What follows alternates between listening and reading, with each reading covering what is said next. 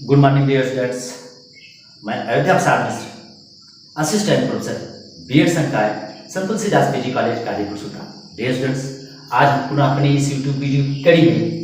एक महत्वपूर्ण टॉपिक माध्यमिक शिक्षा आयोग की संस्तुतियां,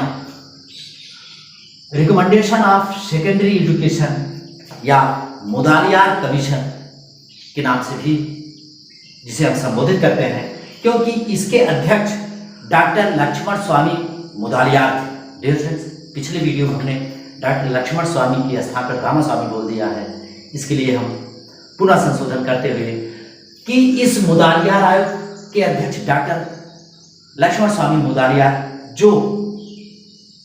तत्कालीन मद्रास विश्वविद्यालय के वाइस चांसलर। डियर फ्रेंड्स, आज उसी के अंतर्गत इस कड़ी में माध्यमिक शिक्षा आयोग की संस्तुतियां या सिफारिशें को हम इन बिंदुओं के माध्यम से अध्ययन करेंगे। डियर स्टूडेंट्स, मुदालियार कमीशन या माध्यमिक शिक्षा आयोग में सर्वप्रथम भारत के सभी प्रांतों की माध्यमिक शिक्षा के दोषों को सरकार के सामने प्रस्तुत किया। उसके पश्चात अन्य जो उसके रिकमेंडेशन थे या संस्तुतियां या सिफारिशें थी, उसको क्रमबद्ध इन बिंदुओं के माध्यम से भारत सरकार के सामने प्रस्तुत किया था। डियर स्टूडेंट्स, सर्वप्रथम हम माध्यमिक शिक्षा के दोष जो माध्यमिक शिक्षा आयोग के अध्ययन द्वारा तत्कालीन भारत में माध्यमिक शिक्षा में परिलक्षित होते थे, उसके अंतर्गत सर्वप्रथम दोषों में माध्यमिक शिक्षा आयोग ने सभी प्रांतों के माध्यमिक शिक्षा का जो उस समय तत्कालीन उद्देश्य था, उस उच्च शिक्षा में प्रवेश करना, कहने का मतलब उच्च शिक्षा में प्रवेश करना माध्यमिक शिक्षा आयोग का मुख्य उद्देश्य था। जबकि शिक्षा चाहे जिस स्तर का हो, उसका उद्देश्य बच्चों में अनेक गुणों का विकास करना होता है। अगर हम देखें तो माध्यमिक शिक्षा का जो उस समय तत्कालिक कमी थी, वो सिर्फ उच्च शिक्षा में प्रवेश पाना था, जबकि सहयोग, अनुशासन, नेतृत्व आदि गुणों का विकास न होकर के सिर्फ और सिर्फ उच्च शिक्षा में प्रवेश के लिए ही माध्यमिक शिक्षा का एक पहला उद्देश्य था। और दूसरा जो कमी थी, माध्यमिक शिक्षा उस समय वास्तविक जीवन से संबंधित न होकर के वास्तविक जीवन से संबंधित नहीं थी। कहने का तात्पर्य, क्योंकि हम लोग जानते हैं डियर स्टूडेंट्स, कोई भी शिक्षा वो समय की आवश्यकताओं को ध्यान में रखते हुए सामाजिक आवश्यकताओं के आधार पर बच्चों के वास्तविक जीवन से भी संबंधित होती है। क्योंकि बच्चा शिक्षा ग्रहण करने के पश्चात समाज में जाएगा और समाज से संबंधित शिक्षा अगर नहीं ग्रहण किया है तो समाज में सम्मानजनक स्थान नहीं प्राप्त कर पाएगा। अगर तीसरा देखें डियर स्टूडेंट्स, दोष में, क्योंकि भारत स्वतंत्र हुआ था, कुछ ही समय पहले स्वतंत्र हुआ था, उस समय भारत में शिक्षा में अंग्रेजी का वर्चस्व था। तो उस समय अंग्रेजी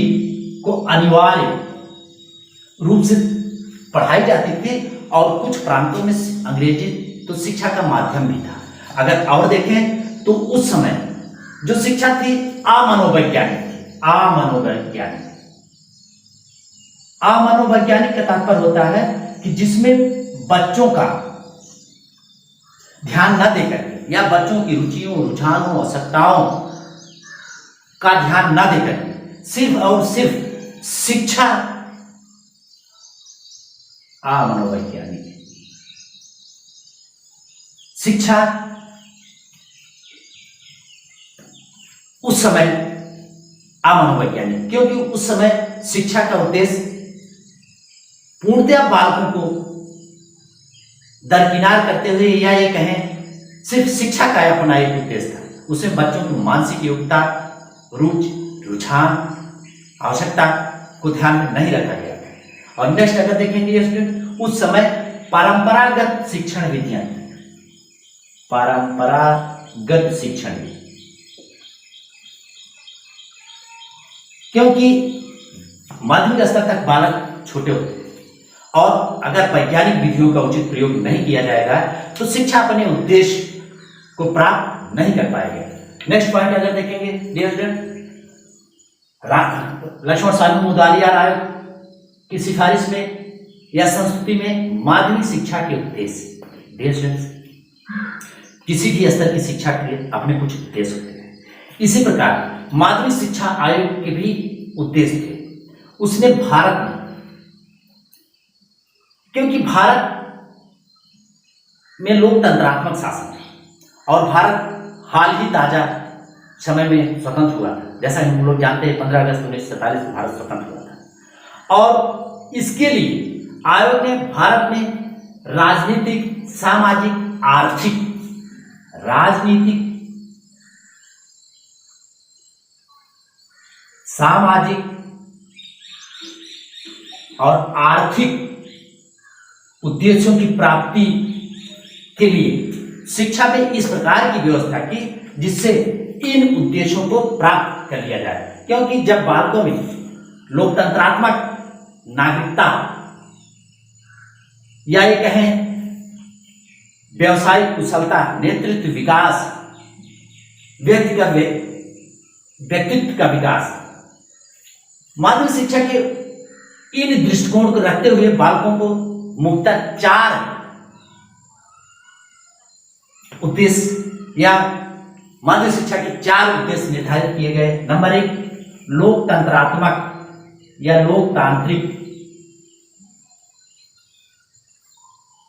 लोकतांत्रिक नागरिकता के गुणों का विकास,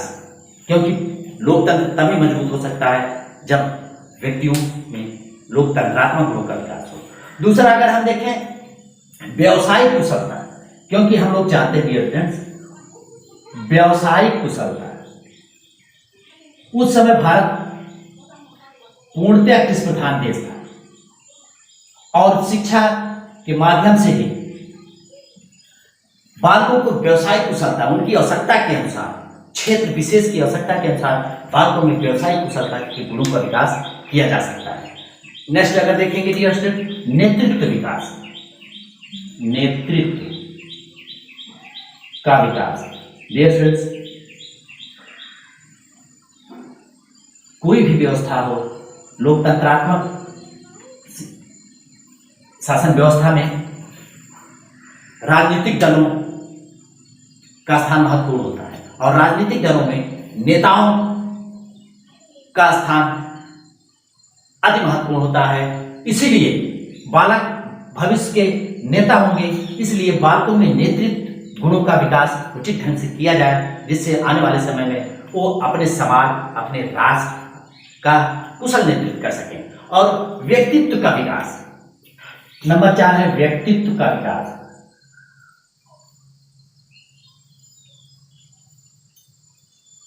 व्यक्तित्व के अंतर्गत सर्वांगीण गुणों का विकास हम कह सकते हैं। बालक के मानसिक, सामाजिक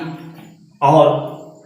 शारीरिक, सांस्कृतिक और चारित्रिक विकास, ये सभी विकास व्यक्तित्व के अंतर्गत आते हैं। नेक्स्ट पॉइंट है डियर स्टूडेंट्स माध्यमिक शिक्षा के पुनर्गठन संबंधी सुझाव। डियर स्टूडेंट जैसा कि हमने बताया था माध्यमिक शिक्षा उस समय वही अंग्रेजों द्वारा जो व्यवस्थित की गई थी वही चली आ रही थी और माध्यमिक शिक्षा के संबंध में इसने माध्यमिक शिक्षा को 2 भागों में बांटा। नंबर 1 माध्यमिक शिक्षा, प्राथमिक शिक्षा। कहने का तात्पर्य माध्यमिक शिक्षा तभी प्रदान किया जाए जब प्राथमिक शिक्षा प्राप्त कर लिया होगा और माध्यमिक शिक्षा को 11 से माध्यमिक शिक्षा के लिए बालकों का 11 से 17 वर्ष आयु निर्धारित की गई और माध्यमिक शिक्षा का कुल कार्यकाल 7 वर्ष निर्धारित किया गया। कहने का मतलब 3 वर्ष प्राथमिक बेसिक या जूनियर बेसिक, और 4 वर्ष 3 + 4 3 वर्ष प्राथमिक शिक्षा के लिए और 4 वर्ष उच्च प्राथमिक के लिए, उच्च प्राथमिक।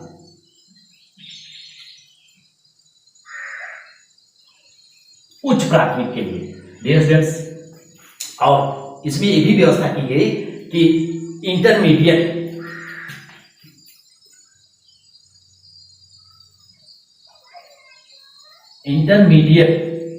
को समाप्त कर दिया जाए और कक्षा 11 को उच्च प्राथमिक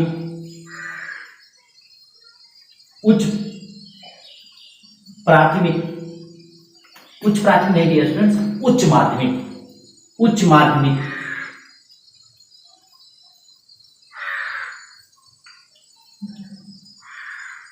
माध्यमिक और 12 को ग्रेजुएट और कक्षा 12 को स्नातक या ग्रेजुएट में सम्मिलित कर दिया जाए डियर स्टूडेंट्स। और इसके साथ साथ बड़े शहरों में, क्योंकि भारत तत्काल स्वतंत्र हुआ था और इसमें व्यवसायिक या तकनीकी शिक्षा के लिए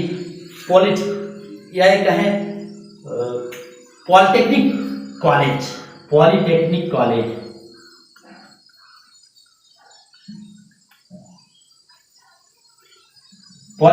कॉलेजों की स्थापना की जाए और उस क्षेत्र की आवश्यकता के अनुरूप उन शहरों में जो उस क्षेत्र की आवश्यकता के अनुरूप उन तकनीकी शिक्षा में पॉलिटेक्निक कॉलेजों के माध्यम से बालकों को शिक्षित किया जाए या ट्रेनिंग किया जाए डियर स्टूडेंट्स। अगर और हम देखेंगे तो बालिकाओं के लिए, क्योंकि बालिकाएं भी किसी देश या उस देश की नागरिक होती हैं, उनको भी बालकों की समान शिक्षा प्रदान किया जाए। इसलिए बालिकाओं के लिए जहां व्यवस्था हो सके बालिका विद्यालय स्थापित किया जाए,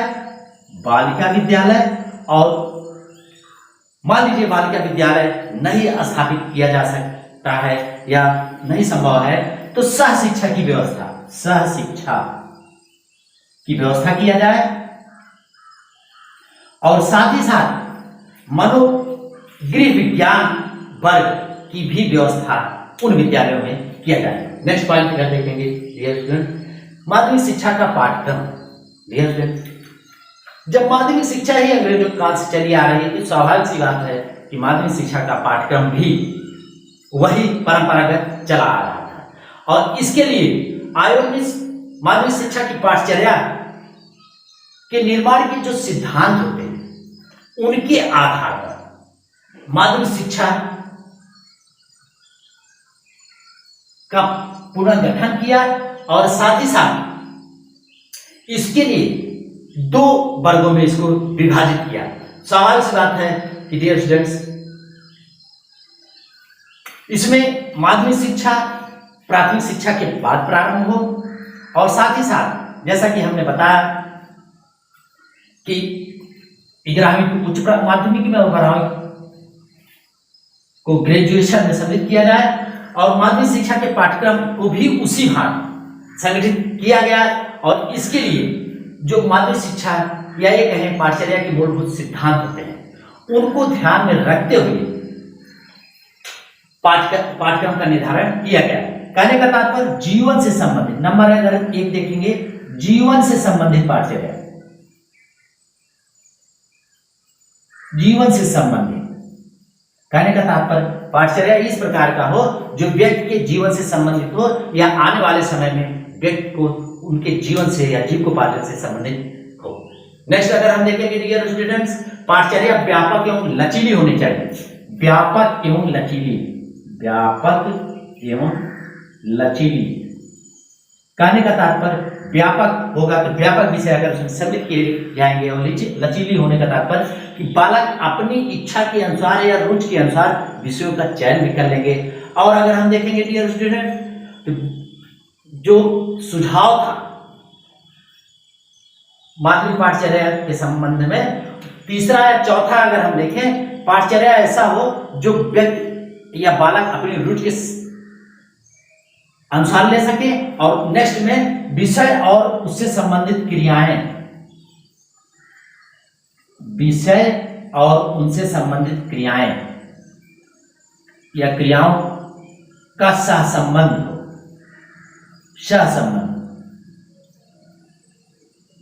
सहसंबंध मतलब क्रियाएं और विषय प्रैक्टिकल और थियरी दोनों को रिलेटेड होने चाहिए। नेक्स्ट अगर डियर स्टूडेंट देखेंगे हम लोग अगले पॉइंट में माध्यमिक शिक्षा आयोग की संस्तुतियों में माध्यमिक शिक्षकों के संबंध में सुझाव। कोई भी शिक्षा व्यवस्था हो उसमें शिक्षक प्रमुख कर्णधार होता है और शिक्षकों के लिए माध्यमिक शिक्षा आयोग ने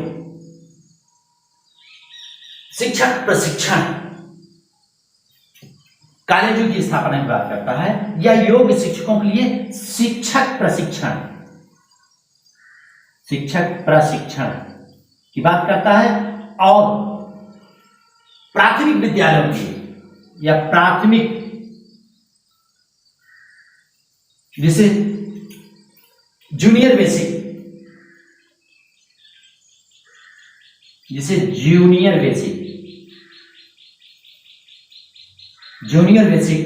और उच्च प्राथमिक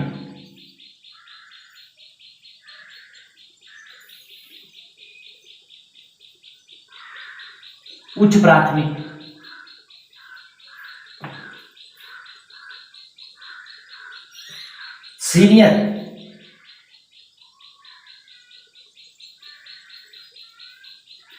बेसिक के लिए अलग अलग शिक्षक प्रशिक्षण की बात करता है और उच्च प्राथमिक के शिक्षकों की योग्यता उच्च माध्यमिक शिक्षा प्राप्त करने के बाद उनको 2 वर्ष का प्रशिक्षण दिया जाए। 2 वर्ष का प्रशिक्षण दिया जाए और उच्च प्राथमिक या सीनियर बेसिक के शिक्षकों के लिए स्नातक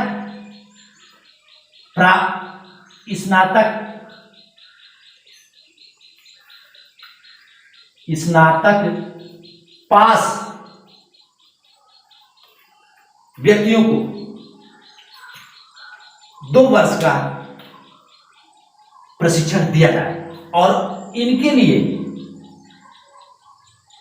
प्राथमिक शिक्षा के लिए एक बोर्ड की स्थापना किया जाए जो शिक्षण प्रशिक्षण विद्यालयों को गवर्न कर सके और उच्च प्राथमिक के लिए भी यूनिवर्सिटियों के माध्यम से शिक्षक प्रशिक्षण संस्थाओं की स्थापना किया जाए। नेक्स्ट पॉइंट अगर देखेंगे डियर स्टूडेंट्स छात्रों के शारीरिक स्वास्थ्य संबंधी सुझाव। डियर स्टूडेंट्स जैसा कि अरस्तु ने भी कहा स्वस्थ शरीर में स्वस्थ मस्तिष्क का वास होता है तो माध्यमिक शिक्षा आयोग ने भी छात्रों के शारीरिक स्वास्थ्य संबंधी भी सुझाव दिया था और इसके लिए प्रत्येक राज्य में एक स्वास्थ्य ब्यूरो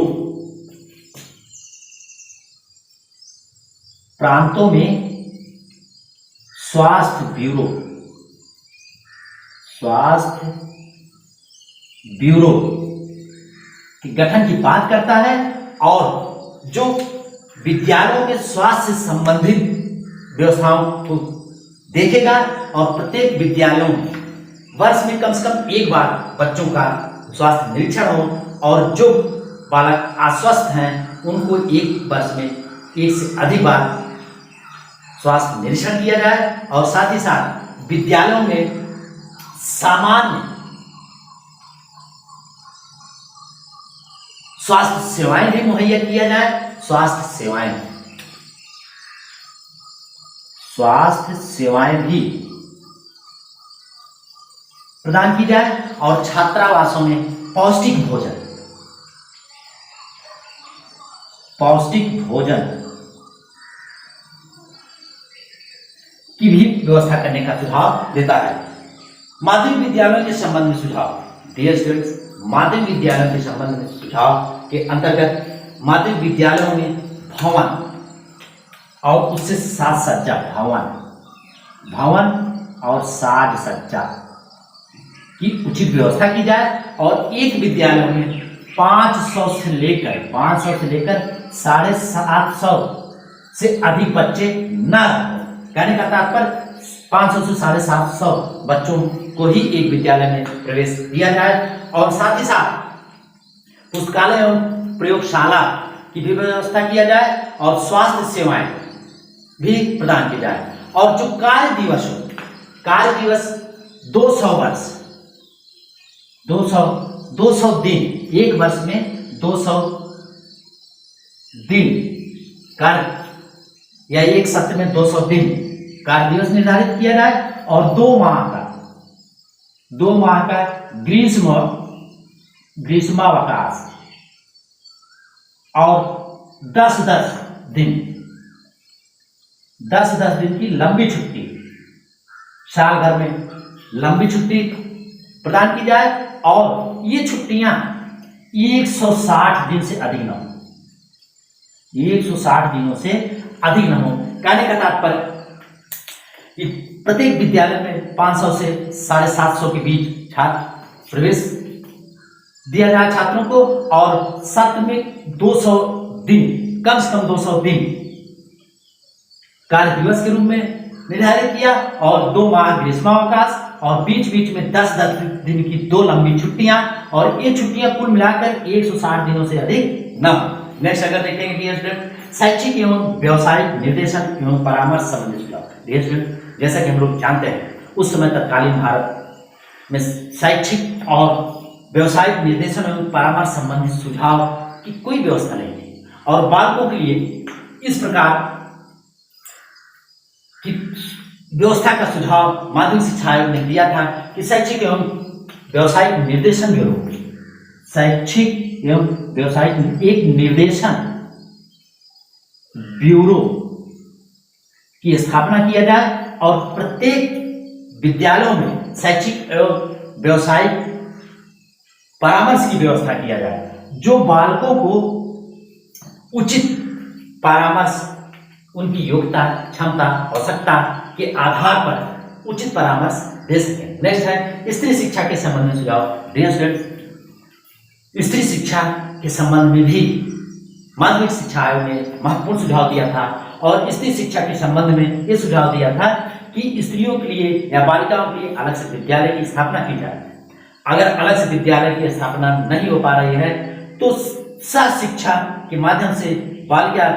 शिक्षा की व्यवस्था की जाए और उन विद्यालयों में अलग से गृह विज्ञान वर्ग की व्यवस्था भी किया जाए। धार्मिक एवं नैतिक शिक्षा के संबंध में डियर स्टूडेंट सुझाव दिया था कि धार्मिक एवं नैतिक शिक्षा अनिवार्य न किया जाए, धार्मिक एवं शिक्षा अनिवार्य न किया जाए। कहने का तात्पर्य धार्मिक और नैतिक शिक्षा विद्यालय में अनिवार्य रूप से न दिया जाए, और इसके लिए ये भी व्यवस्था थी कि अगर देना उचित है, दिया जा रहा है, तो अभिभावकों की सहमति से ही बालकों को धार्मिक और नैतिक शिक्षा दी जाए, और धार्मिक और नैतिक शिक्षा विद्यालय कार्य या शैक्षणिक कार्य प्रारंभ होने से पहले या समाप्ति के बाद इस प्रकार की शिक्षा दी जाए। इसके बाद एक पॉइंट हम भूल गए थे, जो है परीक्षा संबंधी सुझाव। परीक्षा संबंधी सुझाव डियर स्टूडेंट्स, क्योंकि वो परंपरागत परीक्षा का कार्य चल रहा था, और इसके लिए माध्यमिक शिक्षा आयोग ने निबंधात्मक परीक्षा में सुधार करते हुए निबंधात्मक प्रश्नों में विचारात्मक प्रश्न सम्मिलित किया जाए, और जो एक महत्वपूर्ण सुझाव था कि वस्तुनिष्ठ प्रकार के परीक्षाओं या वस्तुनिष्ठ प्रकार की परीक्षाओं का भी आयोजन किया जाए, और धीरे धीरे ऑब्जेक्टिव टेस्ट या वस्तुनिष्ठ परीक्षाएं का प्रयोग किया जाए। डियर स्टूडेंट्स, आज की वीडियो हमने माध्यमिक शिक्षा आयोग की प्रमुख संस्तुतियों, recommendation of secondary education commission या मुदालिया कमीशन के बारे में चर्चा की, जिसको हम सब माध्यमिक शिक्षा के तत्कालीन दोष के बारे में गिनाया। उसके बाद मुदालिया आयोग द्वारा दिए गए संस्तुतियां या सुझाव को हम इन बिंदुओं के माध्यम से माध्यमिक शिक्षा के उद्देश्य, परीक्षा संबंधी सुझाव, माध्यमिक शिक्षा के पुनर्गठन संबंधी सुझाव, माध्यमिक शिक्षा का पाठ्यक्रम, माध्यमिक शिक्षकों के संबंध में सुझाव, छात्रों के शारीरिक स्वास्थ्य संबंधी सुझाव, माध्यमिक विद्यालयों के संबंधित सुझाव, शैक्षिक एवं व्यवसायिक निर्देशन एवं परामर्श संबंधी सुझाव, स्त्री शिक्षा के संबंध में सुझाव, धार्मिक एवं नैतिक शिक्षा के संबंध में सुझाव। डियर स्टूडेंट्स, एक सुझाव और दिया था कि शिक्षकों के संबंध में जो प्रोविडेंट फंड और उनकी आय, पहले शिक्षकों की आयु 58 वर्ष निर्धारित की गई थी। 58 वर्ष के बाद उन्हें कार्यावकाश दे दिया जाता था, लेकिन माध्यमिक शिक्षा आयोग ने उनको रिटायरमेंट या कार्यावकाश की आयु 60 वर्ष निर्धारित करने का भी सुझाव दिया था। डियर स्टूडेंट्स, आज की वीडियो बस इतना ही। नेक्स्ट अगले वीडियो में धन्यवाद।